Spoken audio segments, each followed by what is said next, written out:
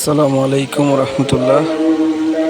বন্ধুগণ, আপনারা দেখছেন যে আমি যে পুকুরটি দেখাচ্ছি সেই পুকুরটাতে কিন্তু গজার মাছ আছে এবং এই গজার মাছ কিন্তু বিশেষ গজার মাছ হজরত শাহজালাল রহমতুল্লাহি আলাইয়ের মাজার শরীফের সংরক্ষিত যে গজার মাছ, সেই গজার মাছটি আপনারা দেখলেন। আমি আজকে আপনাদেরকে হজরত শাহজালাল রহমতুল্লাহ আলাইয়ের মাজার শরীফটি পরিদর্শন করাচ্ছি। এটি হচ্ছে সিলেটের উত্তরে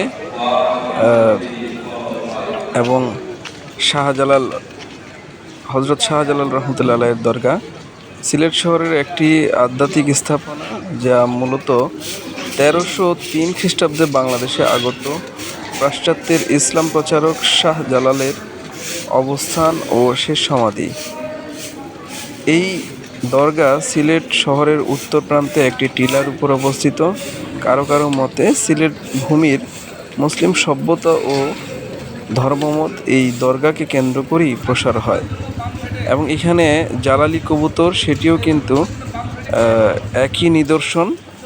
এবং এই জালালি কবুতর এবং মাজার শরীফটি আপনারা দেখতে আসবেন যারা ইসলামকে ভালোবাসেন এবং ইসলামের নবী করিম সাল্লাল্লাহু আলাইহি সাল্লাম এবং তার নবী প্রেমী আউলিয়া কেরামকে ভালোবাসেন, ধর্ম প্রচারকদের ভালোবাসেন, তারা সকলে আসবেন।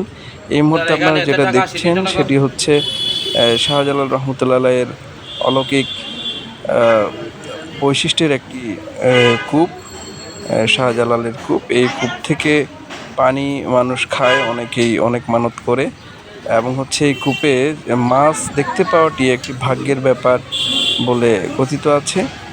যারা এই কূপের রঙিন মাছগুলো দেখতে পায় তারা ভাগ্যবান হিসেবে বিবেচিত হয় এবং এটি একটি পজিটিভ নিদর্শন হিসেবেই এখানে মানুষ আসেন এবং এগুলো দেখেন। আমরা সংক্ষেপেই আজকে হজরত শাহজালাল রহমতুল্লাহ আলাইয়ের মাজার পরিদর্শন করালাম। ধন্যবাদ সকলকে, ভালো থাকবেন।